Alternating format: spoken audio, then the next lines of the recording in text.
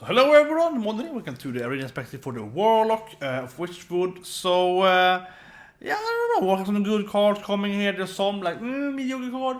I think the Discover Demon could be good, for example. Next card here comes on, right? So there's some good cards, some kind of bad cards. I think kind of mediocre to me. So first of all, the Witchwood Imp. Good name, I guess. I don't know. It's kind of like an absorbing, shield. Yeah, I'm getting to health. That's decent, but otherwise it's pretty crappy, so yeah, I don't know. I think it's pretty bad. I think it's bad. I think it's probably only good in like, solos right there, in actual constructed. Let's go on. Whatever, it's bad card. Dark, this card though, I think is gonna be pretty good in arena. So it's comparable to the Shaman card, where you use Discover Battle Cry, Invocation, Blazing Invocation. That card I think is going to be amazing for Shaman. And this card is kind of like, yeah, you discover a demon. Is it better than Battle Cry? Maybe. For Warlock, obviously it is. But yeah. You take 2 damage though, which is probably used positive. Right? Because you can trigger some cards coming here, right? So that's actually quite important here. Because, for most classes, obviously taking 2 damage would be bad. Here's just good. So it's like 1 mana, discover a demon, which is pretty good. Not super cool, but pretty good. And then it's like taking the damage. With life point doesn't really matter in the arena. Very little.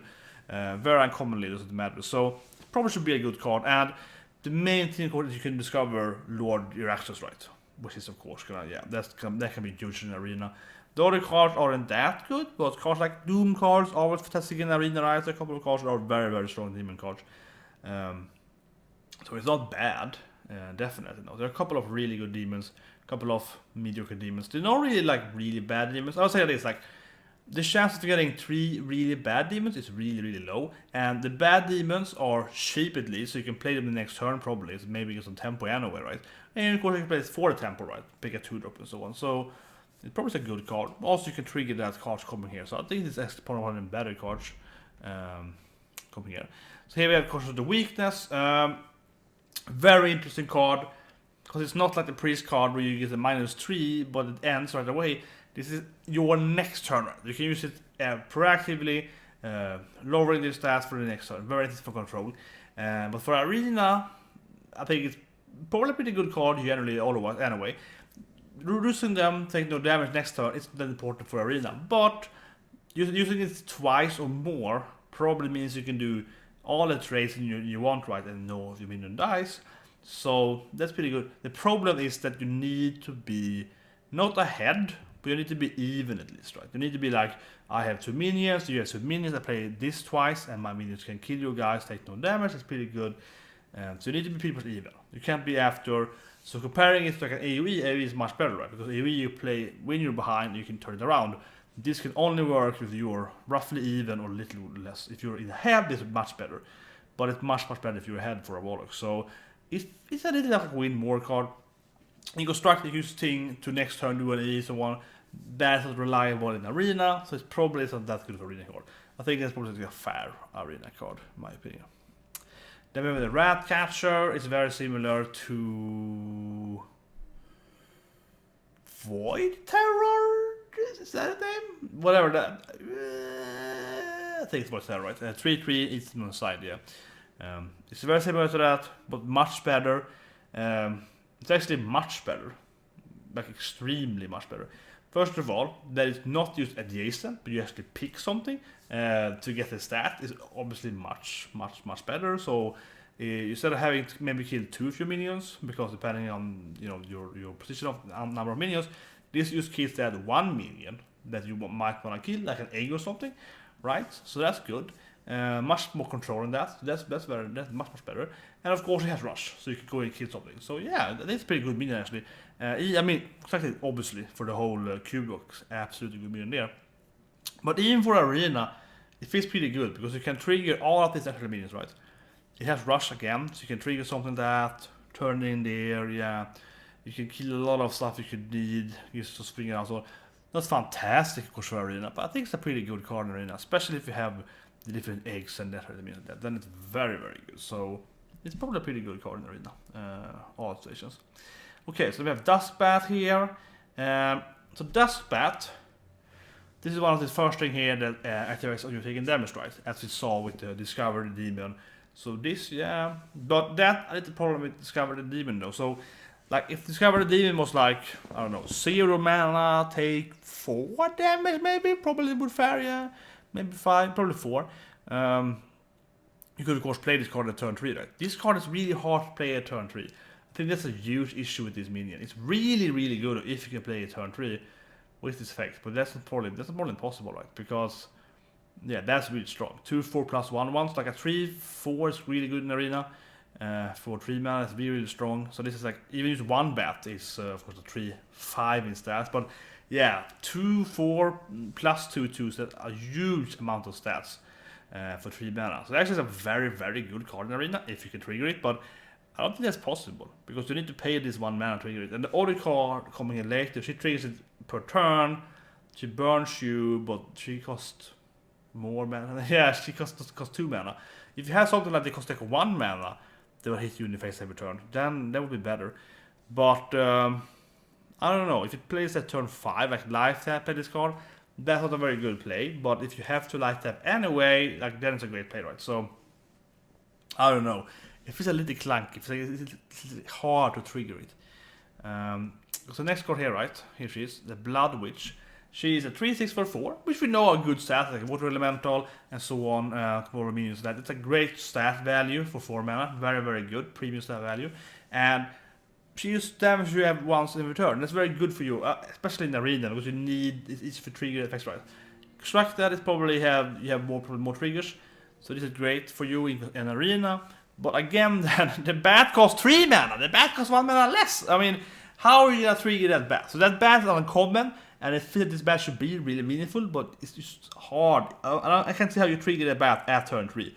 If you play it at turn 4, you can play the discover effect and then you can play it. Maybe if you coin turn 3, so you discover coin bat, like I suppose, right? It feels bad. So the bat hard to play. She's a little too late, right? Picture has something like 1 mana, like a 1/3 that damage you every turn for 1 mana. That would be really good, yeah. She's way too late game, I think. Or mid game, but it's for that card, so it's kind of hard to trigger it. Yeah. What's it called? Thin Circle. Yeah, this is bad. I think it's a pretty bad card. It's a common slot. It's compared to Implosion, right? Where you do 2 to 4 damage and summon 2 to 4 imps, random effect. That card is amazing in arena. That card was very, very, very strong. Best case scenario, you got as this card plus 2 to 4 damage, which makes me absurdly much better. And here it's like, the thing is that worst case scenario, doing 2 damage and then getting 2 1/1s is almost probably always better than getting 4. Except if the board is empty. But if you can kill something, buffer trade something, right, it's almost better. So it's very hard seeing that at this card. It's basically feels like the Warlock card, you summon 4 ninjas, but for Shaman, it's much better, right? For Shaman has the Flame Tongue, Shaman has the Bloodlust, and similar stuff like that. So it feels like a way worse version than that. But it might still play in the whole classic Zulok, just getting 4 guys. But I don't know, because Implosion was really, really good, I guess. But this card is like a really bad Implosion. Depending on, this is like half as good as Implosion. But it was very good, but still, right? It's just very, very, very lower than Implosion. I have a hard time seeing it play. They have next card, Death Web Spider. So here again, right, you have this card though. I think is definitely playable. This card, I mean, the spider, don't think it's playable. I guess against the bat, but this card, the effect is a trigger thanks to the witch, right? So you play the witch. Next time you play this thing, it has good stats for arena, 4/6. It's there's respectable stats. You play that. And you get the whole the lifesteal. The lifesteal isn't very important though, but it has pretty good stats. And that I do feel is a little problem with this card though. That like 4/6 for 5, that is good in arena. It's not good constructed, for that matter. Lifesteal isn't very important in either format for the Warlock in this kind of sense. It's a little bit more against, but not so much. And this only gives you lifesteal. This is like a 4/6. That might not have lifesteal. You have like the neutral card, I come in course another video with that. The neutral minion, the Vorgion, that like removes all secrets, which is obviously a superb good card for both formats, right? that card is also the same stat value, same cost. The effect is always happening. If they have something with it, it's always there, right? Doesn't matter what you played earlier.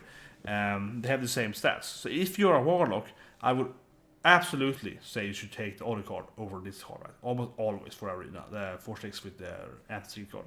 That's going to be much more important than sometimes getting lifesteal. Let's say you have like 5 witches. Sure, this card will always trigger, but is it better to get lifesteal every time? Like that's the thing. This card always had lifesteal. I probably still would always rather pick the Worgen, because getting life is not important. Like removing one secret, one mage secret, is probably a game winning for you. Healing yourself like 4, maybe 8 life, yeah, it can be hugely important for you. It can be, but 4 life, no, very rarely. 8 life, maybe. 12 life is really good. But like, so yeah, I much rather have the secret. So this card feels really weak. It's an epic card, so I think it's pretty crap, to be frank. Yeah, it's pretty bad. Especially for Arena, because you don't need things that in Constructed you can definitely go down in life, right, and go up again. You can do this more importantly. In Arena, it's more like you go down in life, it doesn't really matter until you're like 10 life less, then it doesn't matter if it's a mage or a hunter, or else doesn't matter. It's all about the board, right? So Arena is so much about the board, so you don't really care about the things. So it's just kind of like, I don't know. It's really bad. Glinda Growskin, and this card is great for, of course, both formats. It's a very interesting card. I think it's a very good card design. You echo everything. Yeah, I think this card is really, really fun. This is a great card design. It has to survive, I suppose, though, to deck with. But after that, it's a really funny card, because obviously the player can you say, oh, I want to play this card, I want to play this, battle card. Yeah, depending on what the player deck they make, this card is really awesome, right? So you can play more of them. You're gonna play this stuff for cheap. You're gonna play 2/5/5s. It's a lot of variation. This is a very good design in that sense, because it gives the player so much freedom and option. For Arena, yeah, it's a great card. You play this card, and then the next turn, if you survive 7 life, it's pretty good. So if it survives, you can use drop like, I drop 2 3/3s. I'll treat it again, double my effect, yeah, or something like that, and it's pretty good. But it has really bad stats for itself though, and it costs kind of late, so I don't think it's the amazing card in Arena. Probably not. In Constructed though, you have a lot of combos, so very interesting. But it is a pretty good card. I mean, if it survives, okay, one issue though. If it survives and you only have expensive means in your hand, it's turn 7 and you have a 7 drop or higher, it doesn't help you. So I suppose so. But you probably have like a list. And the thing is that if you have like a 1 drop, you might say, oh, a 1 drop, but yeah, but you can play the 1 drop like 5-6 times, right? So you have this thing out, and the worst thing is to have like you have 7, yeah, so 4 drop or 5 drops. You have to have something for like 1 to 3 mana, yeah. But if you have like 2 drop, you can play 3 of those, whatever, and so on. So that's the problem, definitely. You need to play it at time. So you probably want to play it late game in Arena, probably at turn 10, yeah. Like a 2 drop twice, and then next turn play anything. That's probably what you want to do. So it's a little tricky, but it's a bit good. Then of course we have Lord Godfrey. It's the guy at the Shadowfell Keep, right? Yeah, the Gilneas traitor. He is, yeah, it's the file. It's the file, double the file. Very, very good card, of course. Very good card. Extremely good constructed. Gives you a massive AoE potential there. Very good constructed. Extremely good. For Arena, yeah, of course it's a great card. It's freaking the file. It happens over and over again. So you play him out, you do 2 damage to every run. It probably kills some stuff, and if it kills, it does 2 damage again, so 4 damage to every run. So those who kill 1 minion, he's a flame strike, right? And he's a 4/4 guy. So that is very, very strong. And we know how extremely overpowered what's called abysmal enforcer. That card got nerfed, right? It got nerfed. The chance of getting it. So the 50% lowered chance of getting it after like a month or so, because that guy was so broken in the Arena, right? You played, he was basically like a flame strike. You played that guy out, you got a 6/6, and he did 3 to everything. So most of the time you just wipe the board of the enemies, and you got a 6/6. That was so broken. This guy here is even worse in the wiping, right? He wipes plus that thing, yeah. This card even better. He's gonna wipe definitely the board, almost always, right? So this card is even more board wipe, but his stats are quite lower. So, but it is like kind of like play Flame Strike, get us 4/4. So he's very, very strong in the Arena. He's extremely strong. But on the same time, man, situation is like, oh, I killed 2 minions and I got a 4/4. Isn't that the biggest thing ever? There are better cards. I talked about my other videos. I mean, Hagata is better because she's like also the board. She's also a board wipe. Yeah, 3 in every row, also a board wipe, and then she gets infinite cards right. That's much better than a 4/4. So this is like a super premium flame strike or something compared to that. Super premium AoE. Yeah, a better Abyssal Enforcer, I guess. Right? Yeah, it's like a Abyssal Enforcer plus. So that is great, but it's not game changing because end of the day, this is like a board wipe, and you have a 4/4 afterwards. And if you remove that, whatever. That being said, it is a board wipe. So this is like a very good board wipe, but it's just a board wipe. The legendaries brings you like a ysera, a Lich King, and you can't kill it for 2 turns. Suddenly they have like they have 2 dreams and awakening, and you're screwed, right? So that's much more dangerous. This thing here is like, yeah, it's an amazing board wipe, but afterwards the eventual effect isn't that strong. For example, the other legendary here, right, she is much better. If she can leave like 2 turns, you probably won the game, right? Probably always, because you get so much value. But she's really bad when you play her instead. So, but yeah, I would take this card over her though. Probably always, because most of the time he's like massive board wipe is much better probably. So it is much safer though. It's much safer compared to them. But they're both pretty good though. Neither of them are like amazing. Neither of them are like the absolutely bonkers legendaries. But they're both pretty like 7 out of 10, 10 out of 10, 8 out of 10 value. Yeah. But they're not 10 out of 10. They're not in that 10 out of 10 absurd value. But they are both good, absolutely. They're not negative. They're both really good. But they aren't like broken good. They aren't like that level. Anyway, so if you see this video, and look forward to the last class video with the warrior.